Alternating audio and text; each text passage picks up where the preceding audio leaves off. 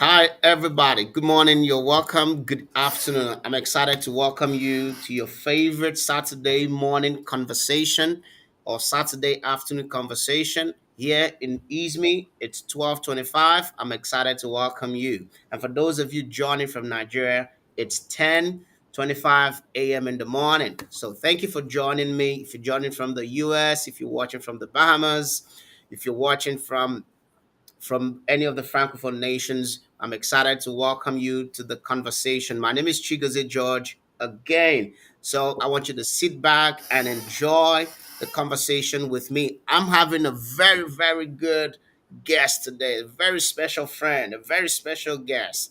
And I know that I always bring you the best people to have conversation with me. There's a lot to learn on the conversation today. We talk about the very best of topics that inspire you to become the very best of yourself, the very best version of yourself. So that's what we're going to do today again. So sit back and have a very wonderful time with me. So like we always do, I want you to go ahead and share and invite someone else. You can follow us on Facebook, Chigozie George. You can follow us on Instagram. You can follow us on YouTube and share the link and get your friends to participate in the conversation today. It's going to be amazing and amazing. In a moment, I'm going to be introducing my guest today.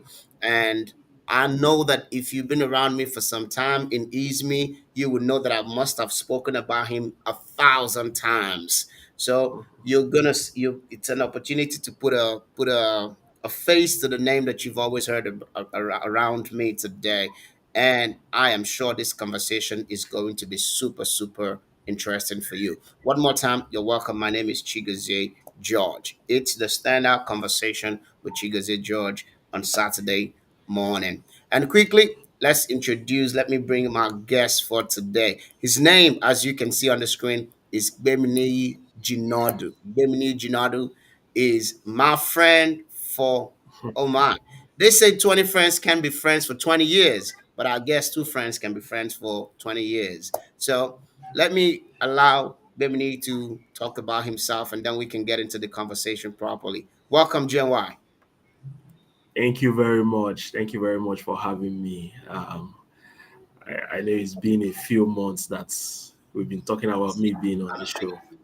It's Good morning, everybody. It's morning here in Lagos. Sunny and lovely weather in Lagos, Nigeria. My name is Gbeminiyi Jinadu. I've been friends with Chigozie George for what? 2021 yeah. or 2001? Sorry, Mm-hmm. 2001, I believe. Ah, 2023. Yeah, 23 years. Amazing. Yeah. Wow. Wow. I've never put a thought to that date before, right? But it's been good. It's been good having you as a mentor, as a friend, as a pastor, as a leader.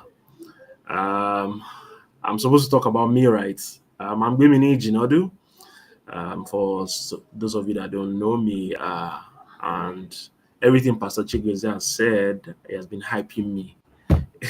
Well, but this is me. I'm an engineer by profession. I operate in the construction space.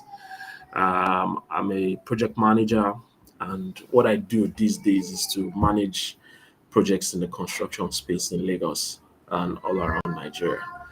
I'm a believer in Jesus Christ. I love God. Um, I'm married. I have two kids, and some people call me Gentle Giant. So I may look small on the screen, but I'm a giant anyway. So I think that's me in a brief description of myself. Thank you for having me on your show. All right, you're welcome. You're welcome. You're welcome. And really, I never put a thought into that. We've been friends for 23 years. I never put so much thought into it. If someone asked me, I normally say 15, and I didn't know it was 23 years. Man, we old. We Yeah, we old. old. We Come old. on. We old. Anyway, God. let's start with something very. I was thinking of what simple area could we start with right now. What's your fondest memory of our time? So since we've been friends, what time do you remember that you find so interesting? You know. You know the famous Janora story now. Ah, the famous Janora story. Yeah. I think I don't know whether I want to go into all the details, but it was an so we used to belong in a drama group, right, in church, and we had a concert. Yeah, I think it Mm-hmm. was a concert. Mm. Was I'm not sure whether it was in First Stop or it was in Yanora, one of the two places that we had Yeah. to carry cross on a I think that was bike. Festac. Car broke. I think the car broke down. We had Mm-hmm. to carry our props on a bike. You know, Mm-hmm. I think back then I think what made it interesting the most for me was that that space was not our territory, right? In that, Yeah. if I can use that word, it was like we trying to explore out and take our drama ministry to new heights, right? Mm-hmm. And open new grounds, right? I Mm-hmm. remember that night. That night was very interesting, but I think what looking back now, I I see it as doing going beyond your limits, right? Mm-hmm. Going beyond your comfort zone.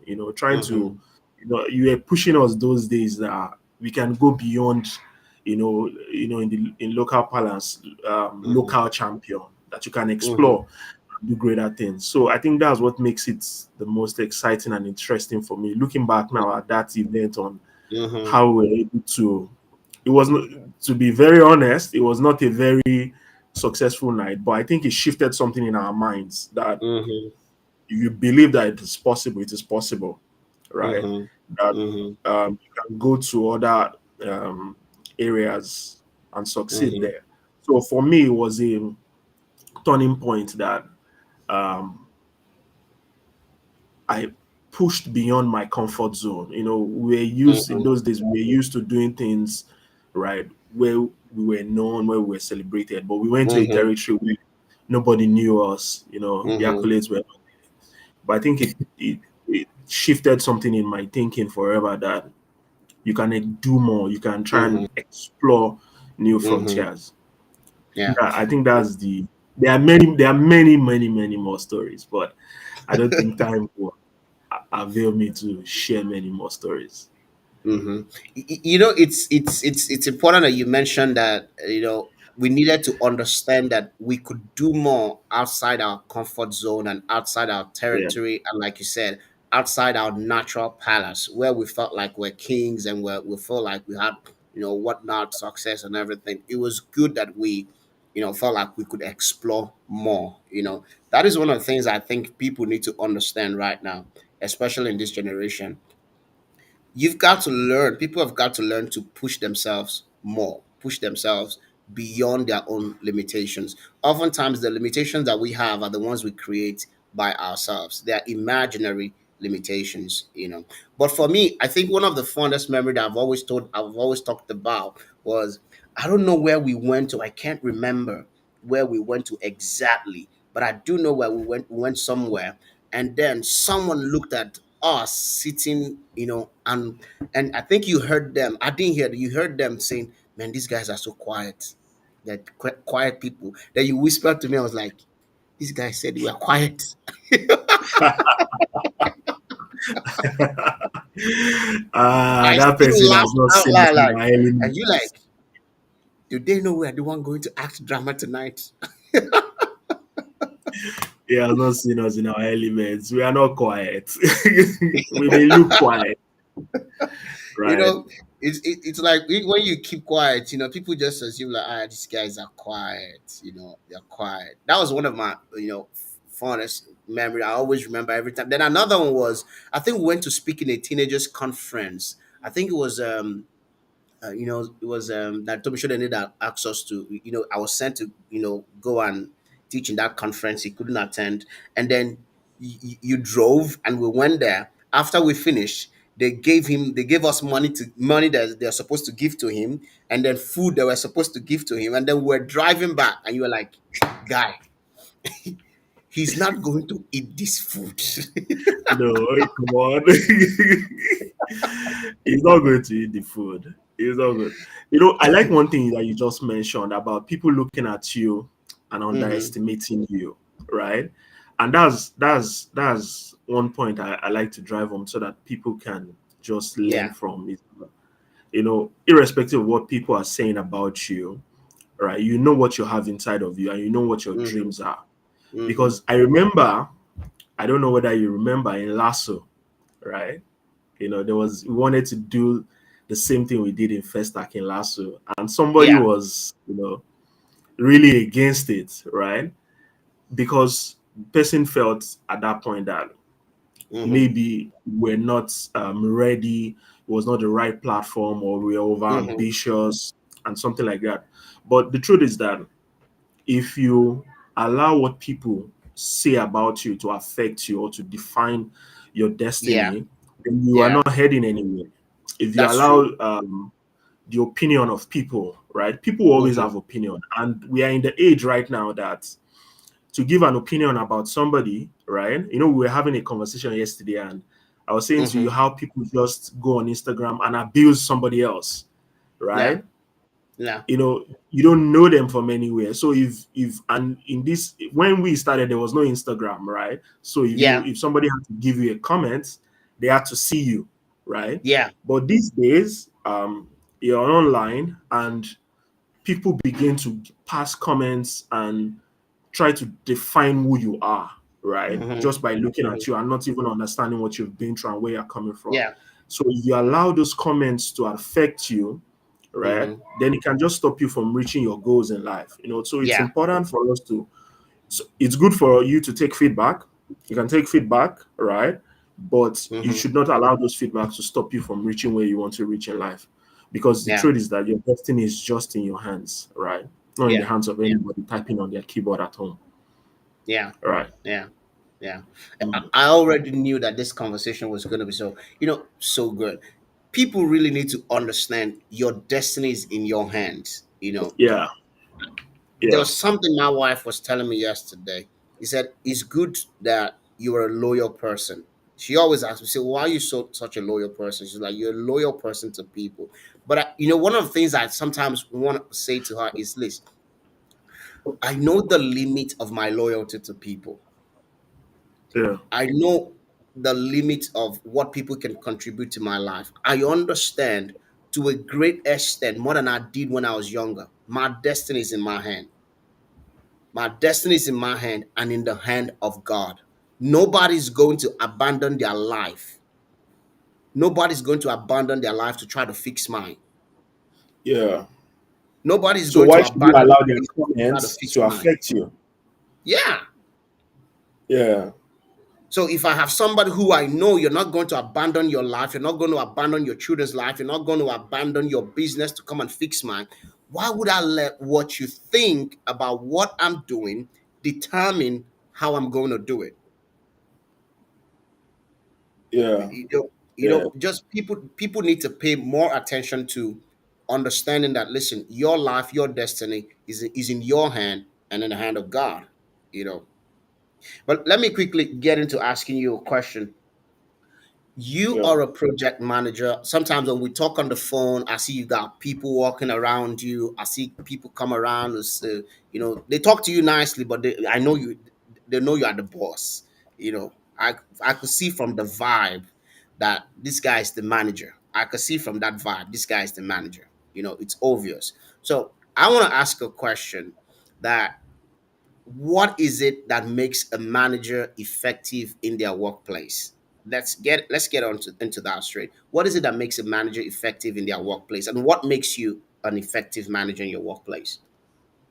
Okay. So first thing first, um, I treat people like colleagues, right? Mm-hmm. Mm-hmm. So the first thing is to, so there's you treat them like master to servants. I Mm-hmm. don't work in that way, but I treat them Mm-hmm. as colleagues. We are friends. We are Mm-hmm. friends to a certain extent, right? Yeah. And you must understand that when you are leading people or when you are managing people, you Mm-hmm. need those people. Mm-hmm. So if if you have that at the back of your mind, that as a manager, you can't do it all by yourself. You Mhm. can't do all the work. You can't achieve all the success by yourself. You need these Mhm. people. You must treat them like people, right? Mhm.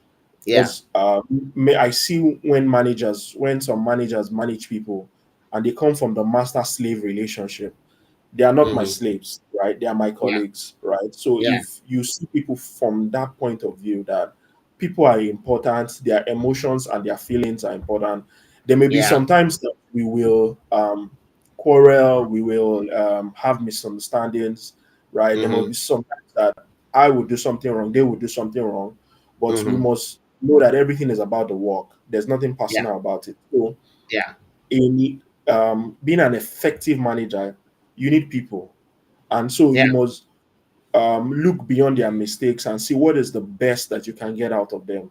Because Mm. the truth is, that I've worked with some managers in my career, and I've seen the ones that have oftentimes looked for your mistakes, and they Mhm. project that, Yeah. and every day they see what you're doing wrong. Every Mhm. day they find a mistake in what you're doing. But I don't try to lead that way. What I try to do is to see, okay, what is the best that can come out of this person? And Mhm. if I find where your strength is, then I push you towards your area of strength, right? So you Mhm. must understand that people, again, people will be people. People are Yeah. naturally lazy, right? But even Yeah. the laziest person has something that they are good at, right? Yeah. And because the person did an interview, the person wrote a test to get the job, so they are Mhm. not totally useless, right? They Yeah. went to university, they Yeah. graduated, right? Yeah. Right. So they are not totally useless. So you must True. find the best out of them and ensure that you amplify their best. Yeah. Again, um, another thing I must say about managing people, right, is emotional intelligence, right? Mm. If something Mm. is not going well with somebody, about their life, about their personal thing that doesn't Mhm. have to do with work, it will Mhm. surely affect work, Yeah. right? So as a manager, you need to be emotionally intelligent and understand that this Mm. person may be going through a lot. Try and Mhm. understand what the person is going through and try Yeah. and empathize, right? You may not be able to solve their problems, right? But just show empathy. That empathy alone um, may go a long way to bring them out of what they are going through to be effective Mhm. at work, Mhm. right? Because if they are not well yeah, mentally or emotionally, let me use the not mentally, Yeah. emotionally, cannot be they can no matter what you try Mhm. to force them to do, they will not be able to achieve it. So I think understanding people and being emotionally intelligent helps you be Mhm. an effective manager, because it's people you are managing, right? Yeah. Yeah. Mm.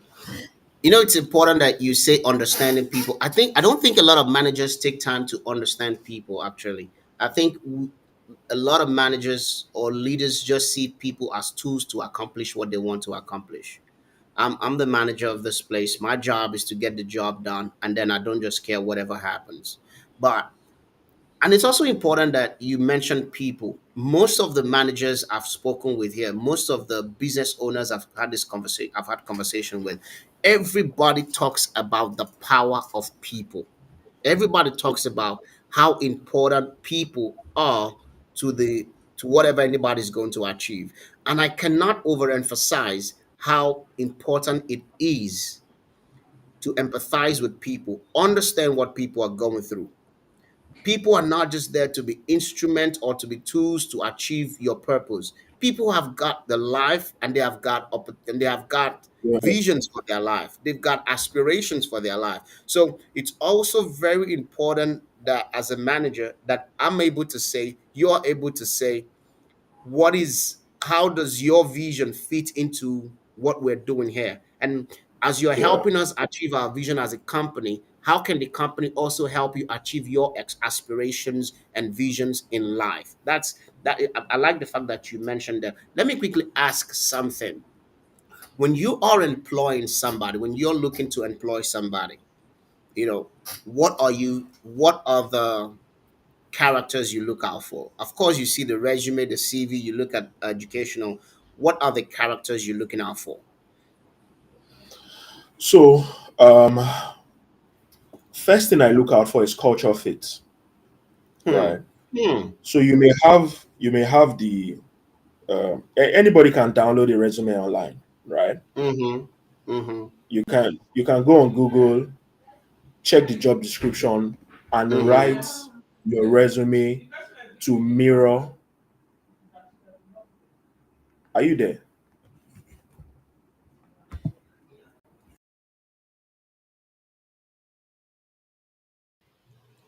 I can hear you. Go on. You there? Go on. Yeah. Okay, you can hear me. Yeah. Go on, sir. Okay, so as I was saying, um, anybody can download a resume online. Anybody can what's the word now? Anybody can copy a job description and create a perfect resume. But when I look at people and when I speak to them, right, a, not looking at their technical capability, I want to see, are you a culture fit? So when you speak, so when I ask you questions about what you've done before, how did you resolve issues? Um, are you going to be able to fit into our culture, right? Because a lot of people, are you there? Yeah. Yeah. I'm here. I'm here. Okay, you are Yeah. here. Okay, all right. Yeah. Okay. I want to be able to ensure that the way you solve problems where you are, it will be ethical for us, right? Mm-hmm. So I will ask you situation based questions, right? Mm-hmm. Saying that, oh, okay, in this scenario, what did you do? How did you resolve this issue in this scenario? So Mm-hmm. I'm looking for culture fit. That's the main thing because I used to say to people, um, you can be good at what you do, but you have a bad behavior, Mm-hmm. right? You can be the best, but the story about you is you are very rude, right? Hmm. Because the job I do, I work with a lot of sensitive people, right? Sensitive clients that I want to ensure that you don't go there and irritate the client. So when you go to the client's place now, I don't want you to irritate my clients with the way you speak, with the way you behave. So I'm looking for culture fit. That's basically what I'm looking for. Aside checking that you are technically fit, you can communicate. I just want you to know that your culture fits our culture. So, and when I say culture, I mean your attitude to work. I mean how you resolve issues. You know, I mean, um, can we trust you? Hmm. Right? Do you show a certain level of integrity? You know, so when I'm asking you questions on what time do you resume work? Okay, if you don't have anything to do at work, what do you do with your time? You know, Hmm. um, seeing people complain to me about where they work, you know, thinking that if you complain about where you work, then I'll be happy to give you the job here. But in my Mm-hmm. mind, I'll be like, this guy that is complaining about where he is, once something little happens here Mm-hmm. too, that's how he will complain. You Yeah. know, and you know, Bible says a good name is better than silver and gold. So if somebody Yeah. goes around spoiling the name of the organization, then Mm-hmm. that person is not a good culture fit, right? Yeah. So Yeah. that's what I look out for when I Culture want fit. to hire, yes, somebody on my So team. Yeah. you're trying to say that the CV is important, job description is important. What you and like you said, anybody can get any of those things from anywhere and just put it there. And then, but you're saying beyond what anybody studied in school, beyond what anybody is say they're capable of doing, you want to find out how these people fit into the culture of your organization. Yeah. I'll give I, you I, an example. yeah. Uh, Let me give you an example. Some people are coming from very toxic environment, right? And it's Hmm. not their fault, Yeah. right? And they have discovered that the way to resolve an issue is to shout, is a shouting match, right? You Hmm. shout at each other, Hmm. right? So, and I ask you a question. People are not doing well on because I work in construction. And I ask you a question like, your workers are coming late. They are not doing what they are supposed to do. Um, then the first thing you say to me is that you sack all of them, Mm-hmm. right? It's a solution. It's a solution that people take, right? Yeah. Yeah. But no, that's not how we work here. Yeah. No, we don't work that way. We want to understand what is the issue, right? Yeah. And before we take rash decisions, right? So if Mm-hmm. somebody says to me that, oh, I sack all of them, I'll be like, this one cannot work here, or this one cannot Yeah. work on our team because Mm-hmm. every day there will be issues. And if you Yeah. begin to sack everybody, right, then one day you'll be the only one doing the work by yourself. Yes. Right. Mm. You know, it's important that you mentioned something like people come from toxic environment. It's not just toxic work environment. People come from toxic family environment. True, And that true. also affects their view of life. And Yeah, that also affects how they behave at work. yeah, So sometimes, correct. I think I used to have this friend of mine here, and and and she used to say to me, she's first a friend of my wife, and she said to me, you can't help everybody. Yeah. There's no need trying to fix everybody. You can't help everybody. How do what would you do if you find someone from such they're good at their job, they have possibly healthy, some to an extent, culture fit into your system, but you have these people who to an extent they have this sort of toxic toxicity that affects the work in totality. How would you eventually get rid of that person? You see that this person is eating deep into the work, it's affecting them. Let me say how would you get rid of them first. How would you help such a person as a manager? How would the company help such a person first?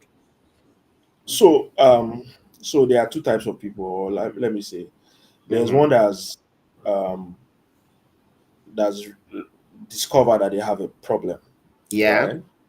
And there's another one that doesn't agree that they have a problem. Yeah. So the one that doesn't agree that they have a problem, there's no help, right? Sure. Some people are Hmm. toxic, Hmm. right?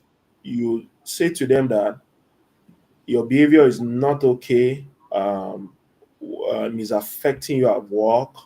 You are not delivering what you're supposed to deliver because of your attitude. Not that we are happy with you with what you do, but your attitude based on your background or where you worked before or Mm-hmm.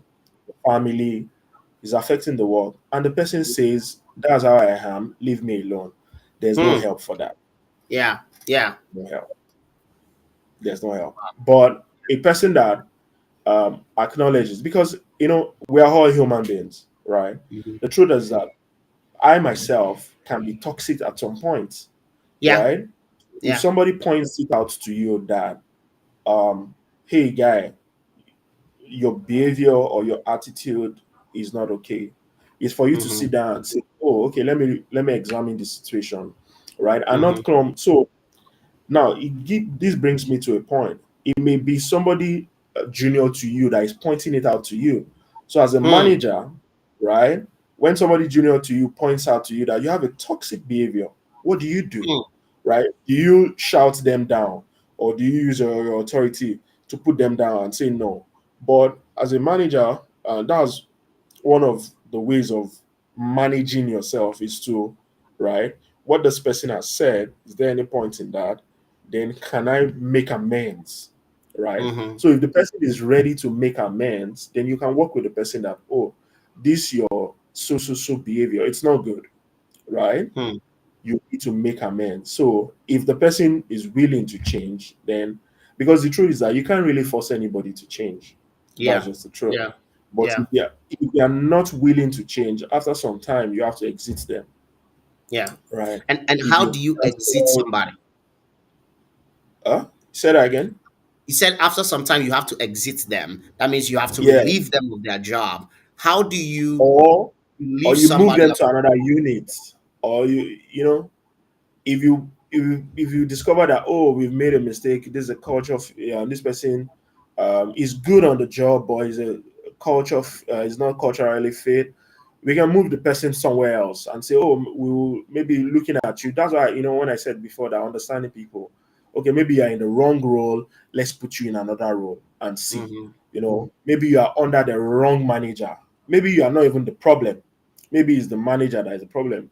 Let's take Mm-hmm. you out of there and move you to another manager and see whether um, you still have the same behavior. And if you still have the behavior, then at some point the You person may have have to. to exit. But I think again, because for example, it's tough in Nigeria or in Lagos, right? Mm-hmm. And people may not, or organization may not have the patience Mm-hmm. to deal with your bad behavior and all. Mm-hmm. So most organizations are quick to exit, right? Mm-hmm. But then again, if you understand that oh, there are over 200 million people in Nigeria, and maybe 70 or 60% are looking for the kind of jobs you're looking for, then you need to fix your behavior. So when somebody points out something to you, right, Mm-hmm. you need to fix it. You need to think, sit back. Don't. That's how I am. People can have that kind of attitude that that's how I am. I can't change, but that's not Mm-hmm. the position we should take as people, even Yeah. in the family too. You're Mm-hmm. married, your wife points out something to you, that this is a bad behavior. Don't say I'm the head of the home, right? Mm-hmm. Which most men do. Oh, Mm-hmm. I'm the lord of all, nobody can speak to me. If you do Mm-hmm. that, um you are not going to be too successful in that marriage. Mm-hmm. Yeah. Mm-hmm. Mm-hmm. I feel like I want to ask this. You just mentioned things are tough in Lagos. Then you also talked about family. So I'm going to talk about family quickly, and then we go to things being tough in Nigeria. Because it's not only you, it's a constant music that you hear people singing these days. Now, Yeah. you said that your wife point out something to you. Yeah. Can you cook? I know your wife has pointed about your cooking abilities before. What did you do about that one? Your wife had pointed Okay. out cooking abilities. And before you answer, I do remember the first and only time you've cooked something that I tried to eat. I did not eat. I tried to eat. You tried to make indomie. You have brought me out online. You tried to make indomie, and that Ah, was, I think that was about 20 years ago, if I'm correct. You tried to make indomie, or is it 19 years ago, and that and the Indomie indomie was came floating in out. water. Yeah. So have you improved now? Can you cook? Because your wife did mention it some time ago. She pointed out, how did you improve, or have you improved at all? Okay, so um, last time I cooked was maybe 2 Sundays ago. Okay. Yeah, and it was simple. I think I boiled yam, right?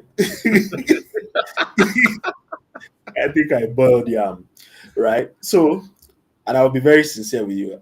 Before then, okay, let me share a story. So this can you cook? Can you cook? So I said to myself, I was going to go outside of the box, right? Mm-hmm. I was going to make Scotch egg, right? Somebody that cannot cook regular food, though. I said to myself, I was going to make Scotch egg. So the video is on my Instagram page anyway, and the thing turned out to be a disaster at the end of the day. So why am I saying this? All right. Then maybe almost I think that video was almost a year ago. Then this year, my son said to me that, Daddy, when are you going to make Scotch egg for us again? That the last one you made for us was buns. I was like, like so this boy can see. I was like, so this boy, You so made you were Scotch watching buns. and he said, when are you going to cook for us? The last time you made it was buns. I'm like, really? Anyway, so why am I saying this? Right? Is out there that my cooking skills needs to improve, but I try my best. Right? I know my wife points it out to me almost every time. Then I tried my best. So one Sunday like that, or 2 Sundays ago, I said to myself, okay, fine. Um, let me boil yam, right? Because we eat yam on Sundays, right? So I think I can do that, and as much as possible, I I don't, in as much as I'm not a great cook yet, I don't what's the word now? I don't shout out down that, in Africa now the man is not supposed to cook, or Africans say that is the woman's job to be in the kitchen. I don't say that. I just take my feedback and I try my best. And I think maybe that's why she has not yet I don't know what the word to use, right? But I try my best to, when she brings it up and says to me, "Can you cook?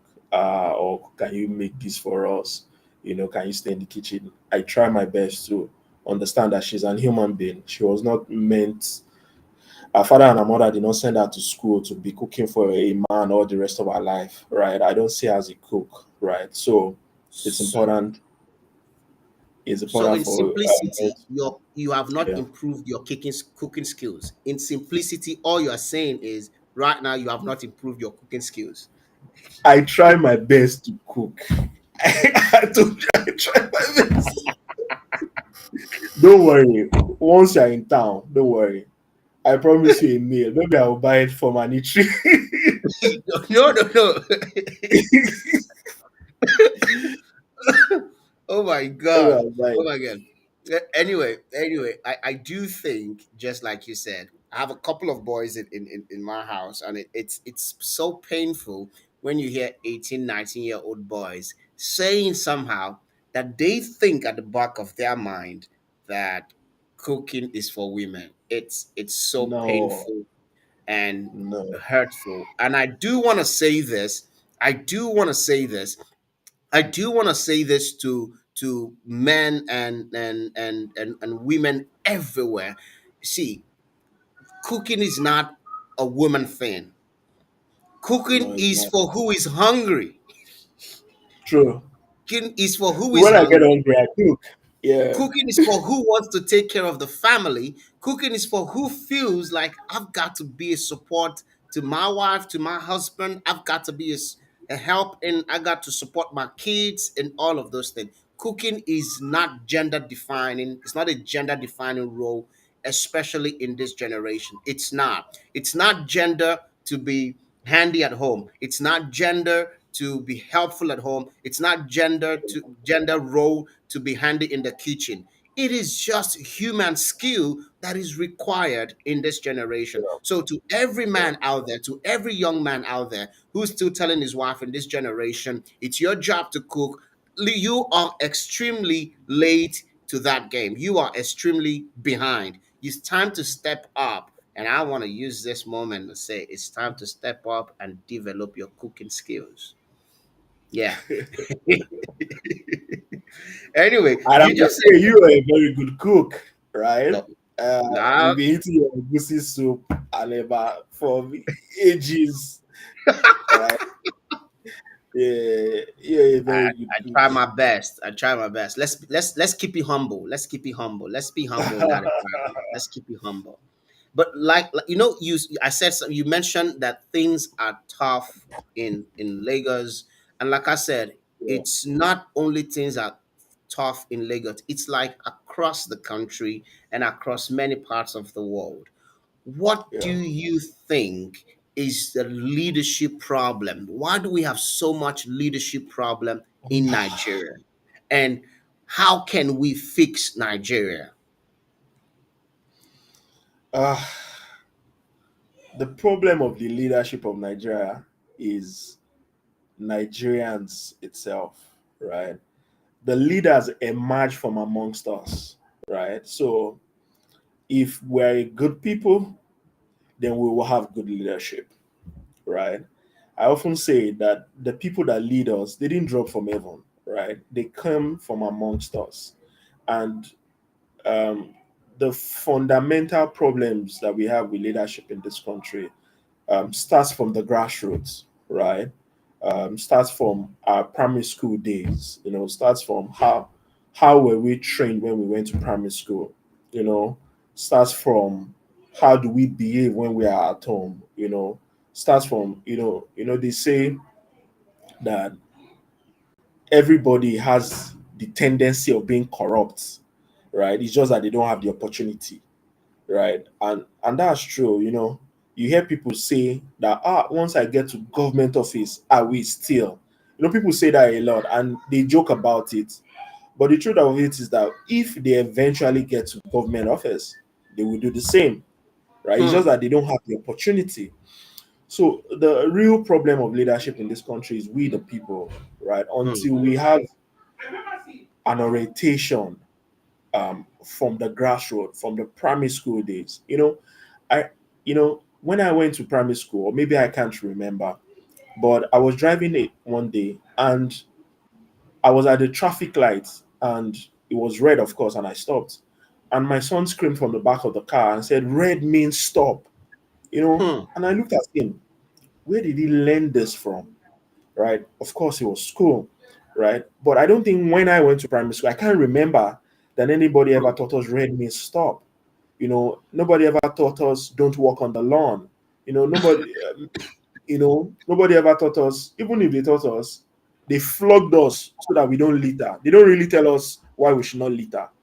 You just see Hmm. somebody just flog you, right? So it starts from the fundamentals. If Hmm. we get it right from, when a child is born, right, Hmm. to the quality of education, um, Hmm. the quality of the society, then when the Hmm. person gets, you can't expect our leaders now. How old are they? They are in their 60s. If In the somebody has been, 70s, in the 80s. yes, if the person has been a thief for 70 years, you can't expect him, because now he's now in government office, he becomes a saint. And I Hmm. usually say this to my wife, that you cannot use the moral high, as because we are Christians and we are believers, we can't use that moral eye to look at the leadership Hmm. of this country. We Yeah. can't we can't use that moral eye, because the people are not, on the same moral standards as you. So you cannot Hmm. expect them to behave like you. So you can't Hmm. expect the best out of them, right? Hmm. Because they've been like that all their life. And we saw them. Somebody used to say something that if a group of thieves gather together to elect somebody, will they elect a policeman? Hmm. Of course not. They will elect a thief, right? So that he will protect the interests, of their, so Yeah. that's the real problem. The problem is we need to fix the schools, right? Hmm. If you go to some of the government schools, I remember one time I traveled, um, to a part of this country, and the governor's streets like looked like London. When I say looked like London, right, Hmm. it looked very affluent. Very next to that street was a school that was dilapidated, right? Whoa. Yeah, and I was like, but the governor lives here. How come he's not done anything about this school that is just, so tell me, if a child is brought up in that kind of harsh environment, right, is difficult environment, and when he now becomes a leader, all he can think of is that I don't want to go back to that dilapidated school that I'm coming Yeah. from. Yeah. Then he begins to do everything possible. He doesn't even care whether what he's doing is right or wrong. Hmm. He's Hmm. just doing everything possible to ensure he doesn't go back to poverty. And that Yeah. is the problem. And that's the You problem. know, I tell myself that you just mentioned that if kids are brought up in that sort of environment, when they grow up, the first thing they're thinking in their mind is, I don't want to go back there. Someone always asks me that, what do I think, or why do I think our leaders are so corrupt? I said, and I'm trying to take time to observe this, and I think what we should try to observe. Most of the politicians we have right now are first-time survivors of poverty in their families. True. They are True. first-time survivors of poverty in their family. And once you're a first-time survivor of poverty in your family, once you're a first-time survivor of that situation where you only had just to eat, all you had to do is just eat, you know, Yeah. the moment you hit money, especially that easy money of politics. The moment you get it, the first thing that comes into your mind is, I don't want to go back there. I've suffered so much, I don't want to go back there. So you're not dealing with the mindset of assisting other people. You're not dealing with No. the mindset of raising other people in your family to not be like you. You're thinking of, I don't want my kids to go through what I went through. I don't want my grandkids to go through what I went through. I don't want my grandkids' kids to go through what I went through. So you find out that eventually you end up just piling up so much money that your grandchildren will like, how?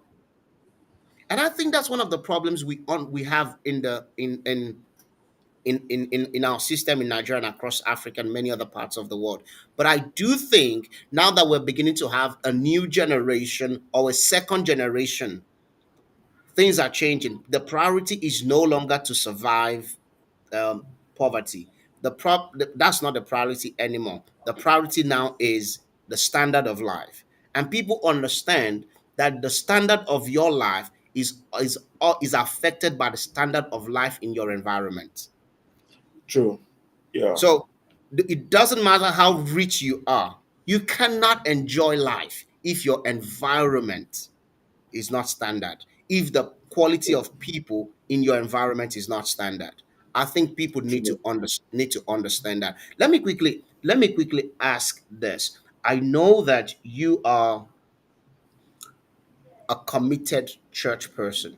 You go to church, we have been doing this, and we're happy to do this. We're happy to give our lives to God and to God's work and to God's people. We're it's been part of what has formed our lives so far.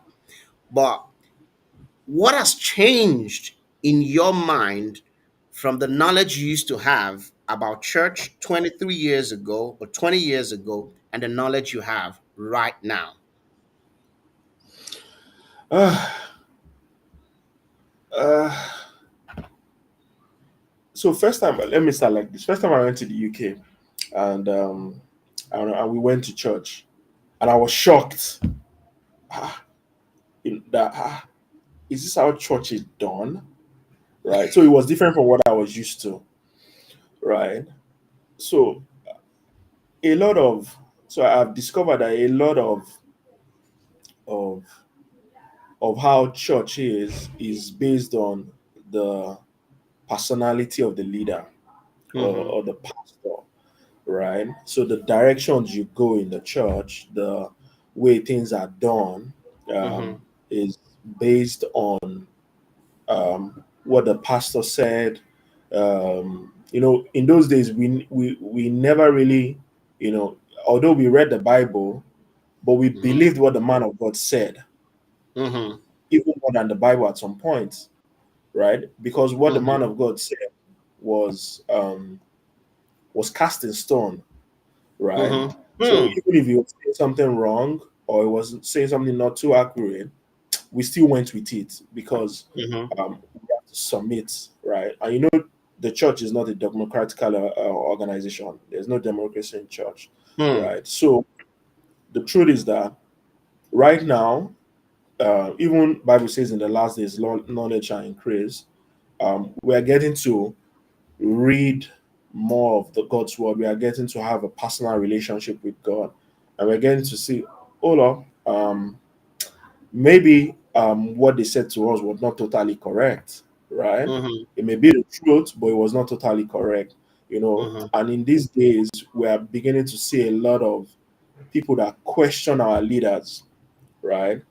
And we don't see a real response. Then you wonder, maybe there's something that they've not said to us, So, but Mm-hmm. in these days, being a committed church person, I've come to realize that um, being close to God must be a personal relationship between you and God.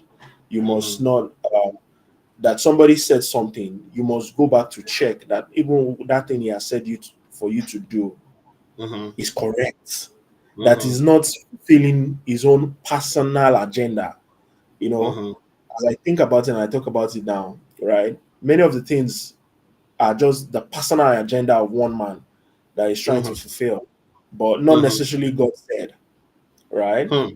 Even if God said, it may be the will of that man that he's trying to fulfill. He's trying to achieve something. He's trying to have a great name. He's trying to do something new, right? But not necessarily that God has asked us to do it.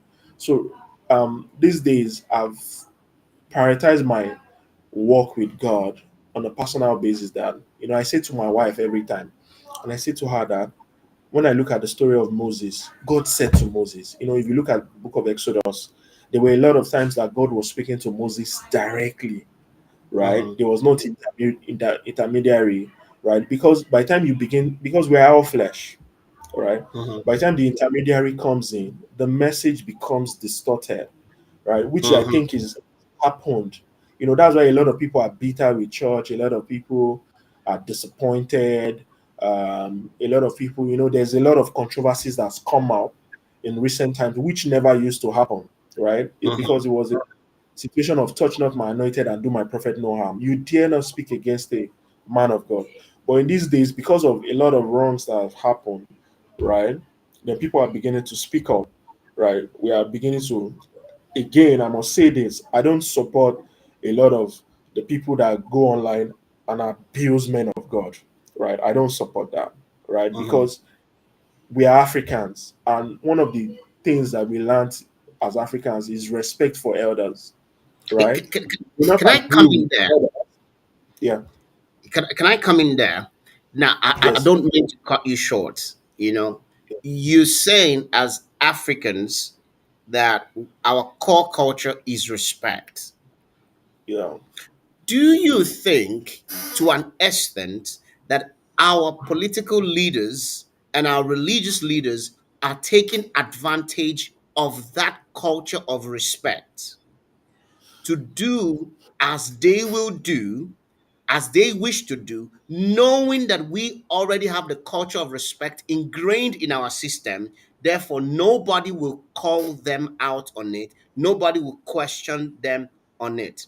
I totally agree with you. I do not, regardless of who it is, I was never, I supported President Buhari in his time. This government was not something I eventually was proud of, but I never insulted him as a person.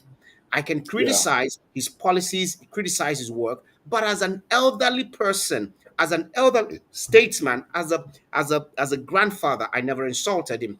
But do you think that these political leaders and our religious leaders are taking advantage of this ingrained culture of respect to do and of undo in course, our system? of course. Politicians and leaders would, once they find an avenue, they take it to the next level and use it to oppress the people.